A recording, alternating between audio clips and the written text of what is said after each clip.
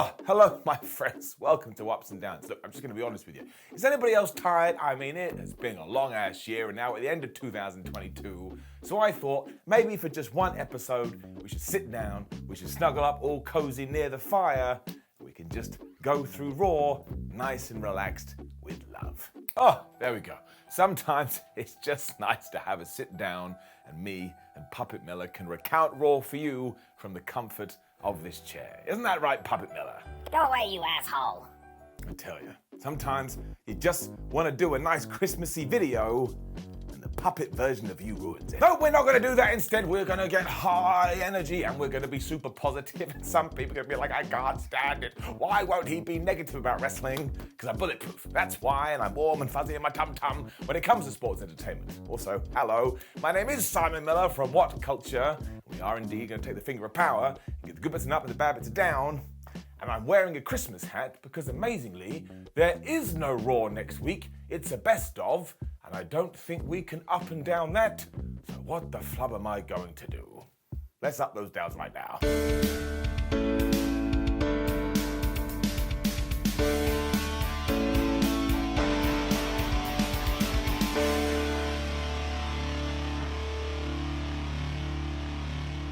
Heyman kicked off this week's episode of Raw, and he was holding both the WWE title and the Universal title in a really weird way, and it kind of looked like those belts were taking over his body.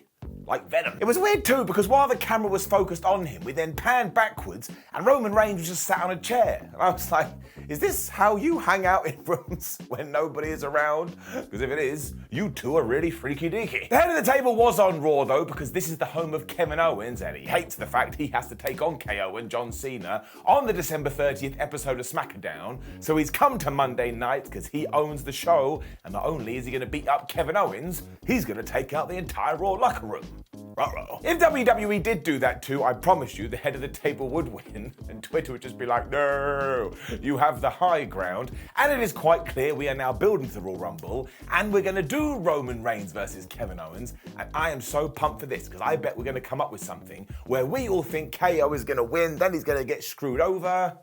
This is going to be wonderful. We then cut to the backstage area where we were with the rest of the Bloodline, and they were just screaming, Roman Reigns sent us, Roman Reigns sent us. And they were beating some people up, one of who was Mustafa Ali. So I was just dying, because I was like, this poor guy. His whole role is just to get murked all the time. The Usos also looked right into the camera and promised us this is just the start for the evening. And they weren't lying too, because these guys ran roughshod throughout all of Raw. But I tell you this, it was a great start, it was a great middle bit, and it was a great end, because all of this is going to fit together. So I am giving it up. I'm also going to use this juncture to let the absolutely crazy people who need real problems. Yes, we have started upping and downing every single segment on a WWE show, an AEW show, on a pay-per-view show, on a preview and live event show, because that's what the audience kept asking me to do.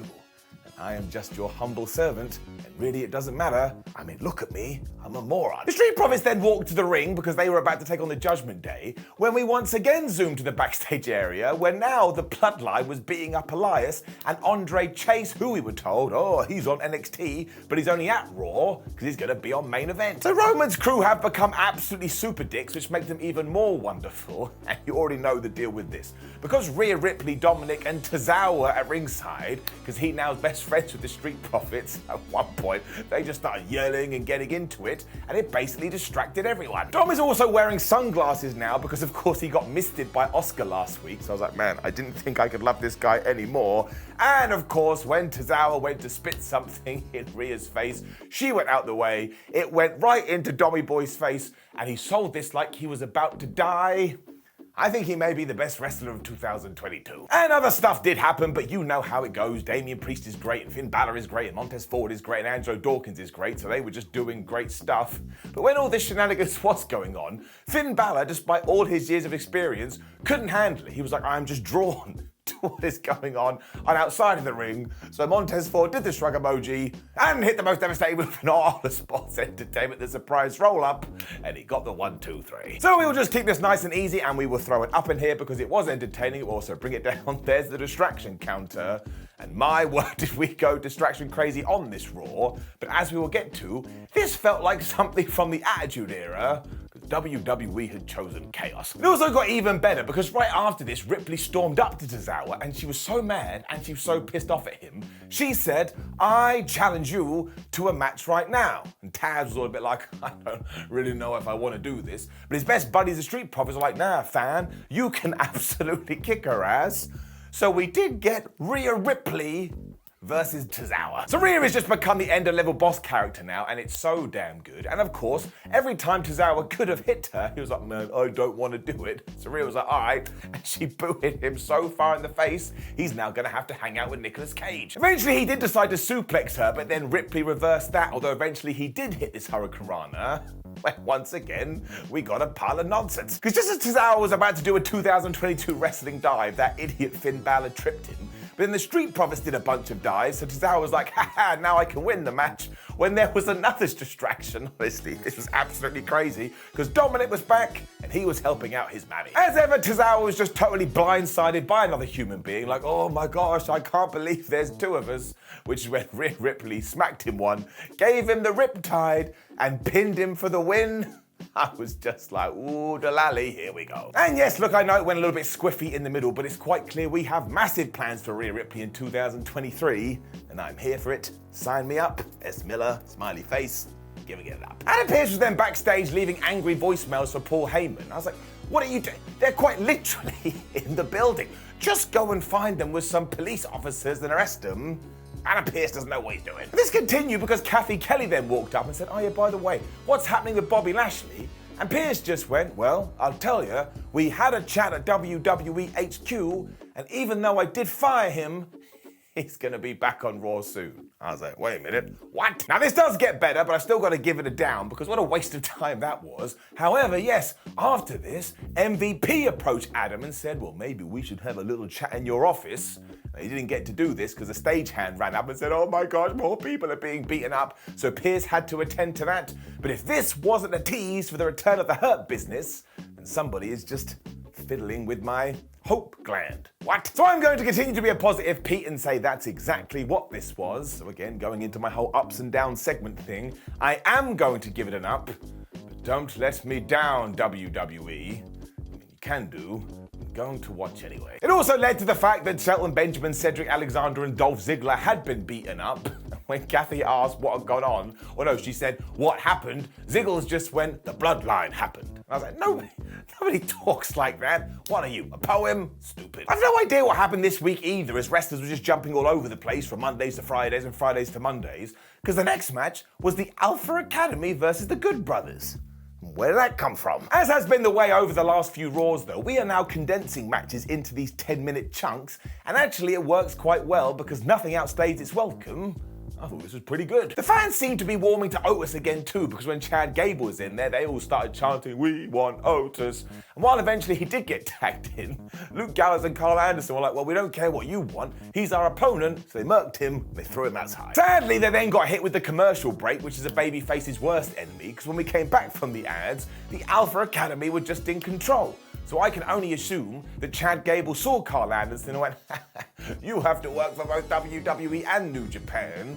And for some reason this upset Kyle, so he got punched in the face. Gallows soon made the hot tag, but Otis also made the blind tag, so we were getting big men slapping man meat, and he absolutely ruined Luke Gallows with a clothesline. And then Chad Gable was back in there. They both took out this guy to the point Carl had to break it up at 2. The problem though is that Gable is absolutely obsessed with that moonsault, which never hits. So when he did miss it, the Good Brothers went, all right, they picked him up, they hit the Magic Killer, and they just beat him. Now, once again, this was entertaining and everybody in it is really good, but can we please get to the point where Chad Gable doesn't lose every single match? It's becoming ridiculous now, to the point I may have to make a counter. But I am going to give this an up because they all did a great job, and it does tie into something later, as this whole show did.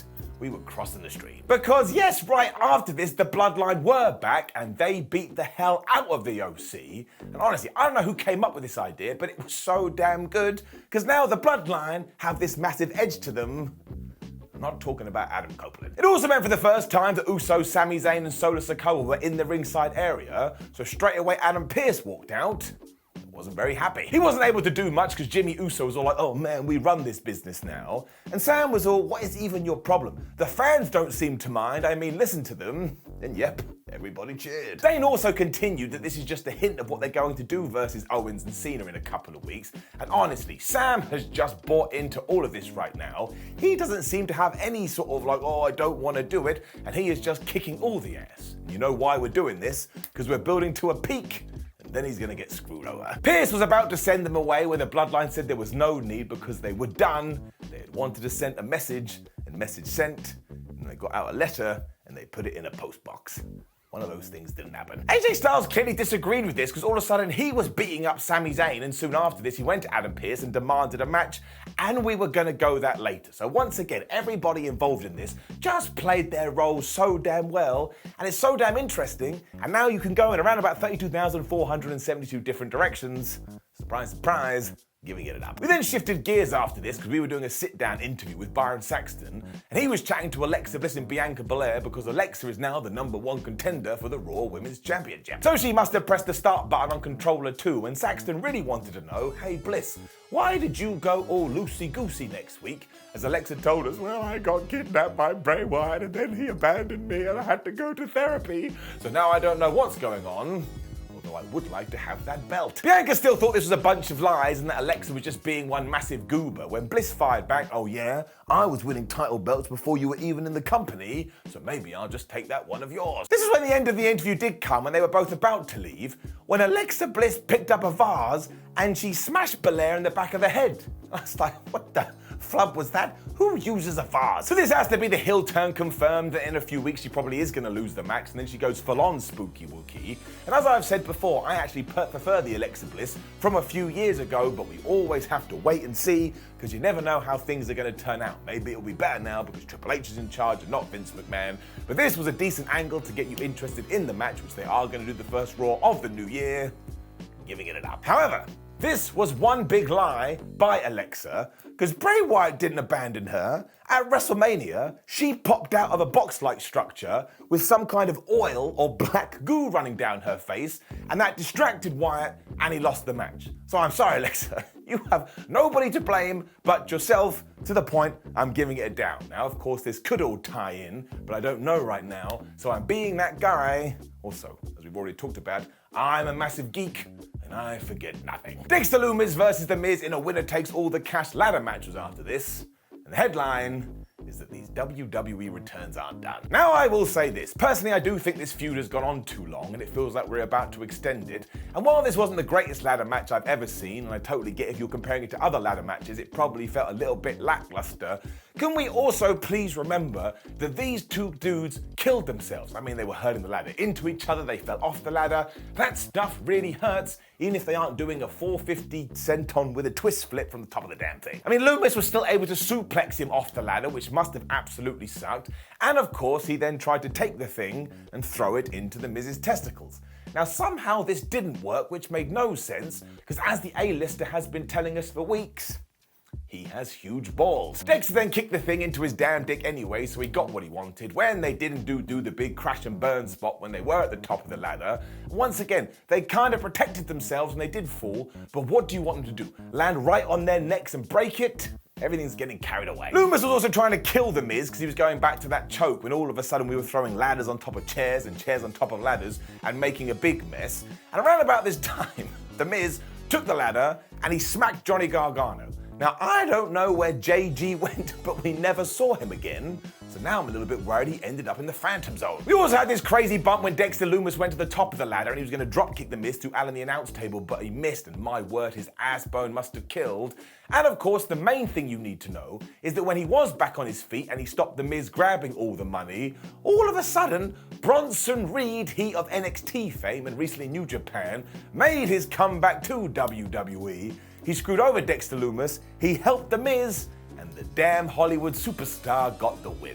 I mean, what the flop? So I suppose now it means we are going to do Gargano and Dexter taking on The Miz and Bronson Reed, which is very weird. However, I have two very specific thoughts on the situation. The first of which is that having Bronson Reed as The Miz's heavy is such a good partnership. They will be so obnoxious, it'll be wonderful. So I am going to give it an up.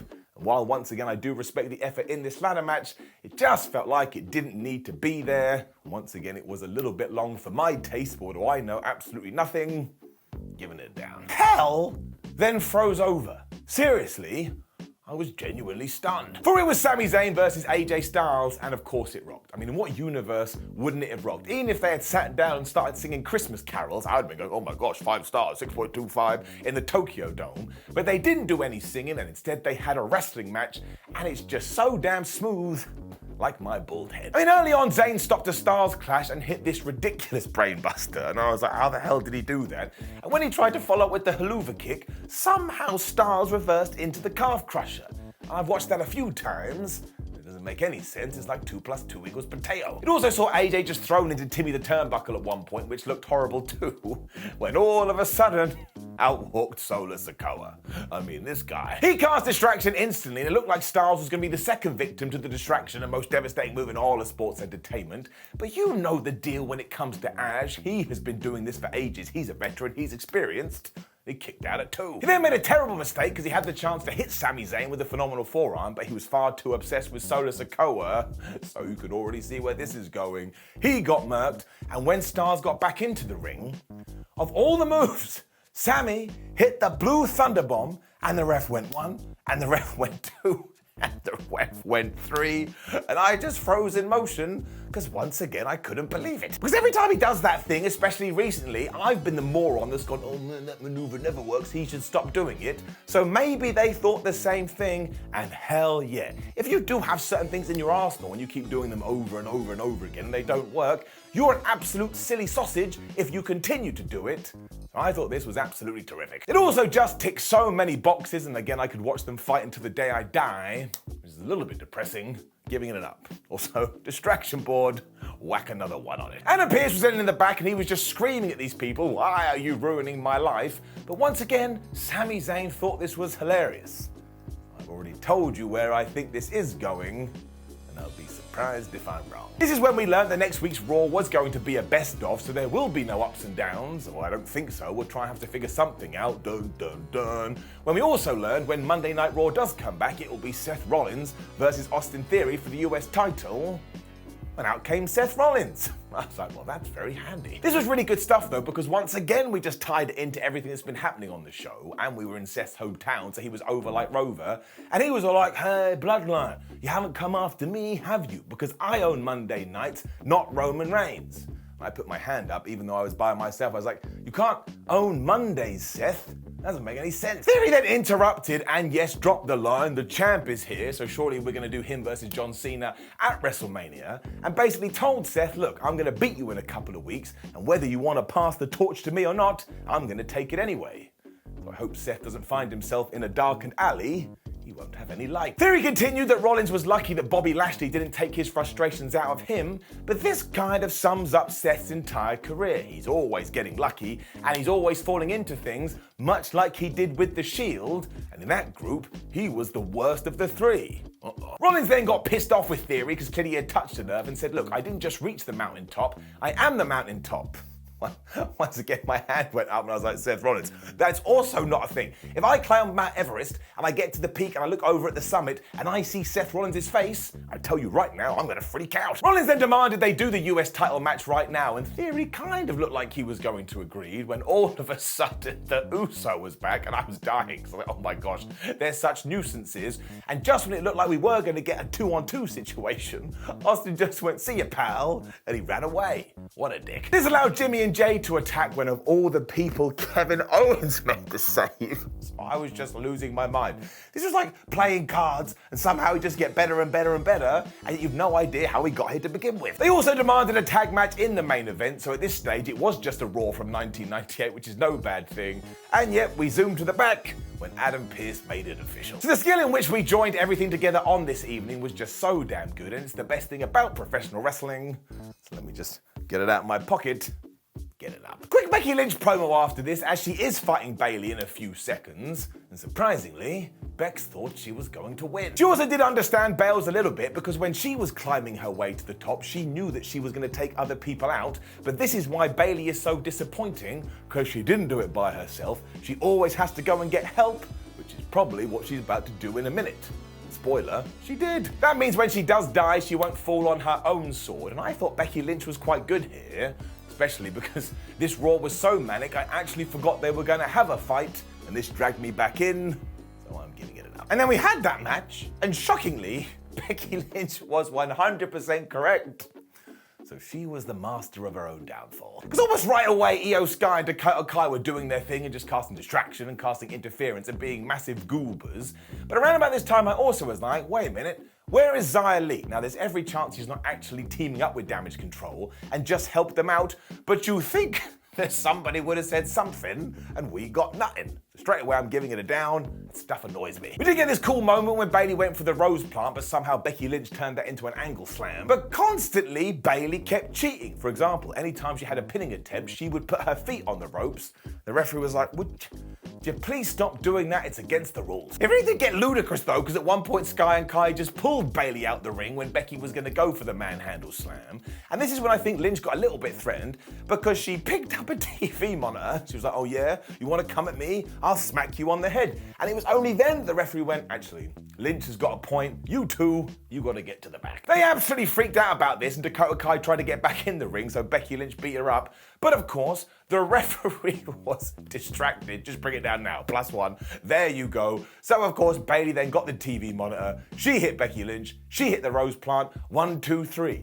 And I was kind of surprised by this, and I said out loud, because I'm a very weird man, we already had Becky Lynch lose? I don't think that's very kosher. So here's that old classic that I am going to give the match an up because I thought it was quite good, but I am going to give the finish a down, and I think this probably ties into the fact that on this Raw, we honestly had about 79,763 distraction finishes. And by the time we got to this one, it just felt like one too many. And then Kevin Owens won Raw, as he always seems to do. Because he found Seth Rollins to talk about their match, and Rollins was all like, oh yeah, we did used to be a good tag team. Why the hell did we stop that? When Kev was like, well, it was because I wanted to have that WrestleMania moment, and when you didn't have yours, you tried to steal mine. Rollins was like, I would never do such a thing. And Owens responded by saying, I'm 98% sure. So Seth went, well, that means there's a 2% chance you're wrong. When Owens went, actually, no, I'm 100% sure I was just being nice. So straight away, I was having such a good time. Kevin then moved on and said, look, let's not worry about that because we've got to take out the Usos later. When Rollins agreed and went,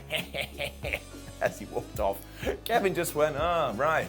Still doing that laugh, are you? And I was like, oh my gosh, somebody needs to give this man an award. So I am giving it an up because no word of a lie, I could see them do this for the entirety of the 3 hours.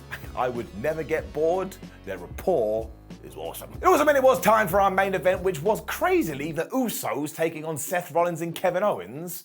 And you're going to be shocked to hear it was super duper good. Jimmy and Jay were in control at first, which is the way because they're the tag team champions, so you should plan it like that. When Seth started to make his good guy comeback, because this week he was a babyface, but who the hell knows what's going to happen in a few days. However, he should remain the hero because when he's in the ring, good grief, he just ties into this perfectly. He took them both out with a crossbody when Owens made the tag and he got a 2 count off a frog splash. When Jay hit Seth Rollins with a super kick outside the ring and back in the ring, Kevin Owens went for a senton, but he went right into Jimmy's knees. This is when Soda Sikoa did his usual, oh wait a minute, a few minutes have passed, so I'm now going to walk to the ring. But he had totally forgotten that his actions must have consequences, so before he could do much of anything, the Good Brothers were also here. They beat him up. Everyone was then just doing dives because it is 2022 wrestling, and because Sikoa is such a beast, he kind of just flobbed all of this off and he kept coming at people until Seth Rollins was like, I know how I can take you out. And he made him run into Rhea the ring post. Somehow Jey Uso was on the outside, so Seth Rollins hit him with a curb stop and it was manic.